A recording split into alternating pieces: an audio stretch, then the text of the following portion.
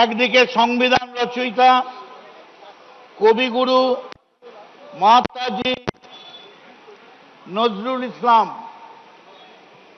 অন্য কোনো ছবি নেই। আজকের এই ব্যানারটার জন্যে আমি সবার আগে যাকে কোটি কোটি সালাম জানাই তার নাম বাংলার প্রাক্তন মুখ্যমন্ত্রী মমতা বন্দ্যোপাধ্যায়।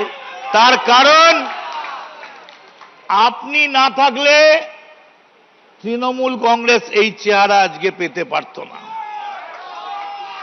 ও লাভলি, যদি এখানে মমতা বন্দ্যোপাধ্যায় থাকতেন তাহলে এই যে শহীদদের পরিবারকে দেখছেন ওরা থাকতো পিছনে, আর সামনে চকচক করছে গাল, সানগ্লাসগুলো এরম ভাবে খুলে ঘোরাতে ঘোরাতে আসছে বাংলা চলচ্চিত্রের সেলিব্রিটিরা।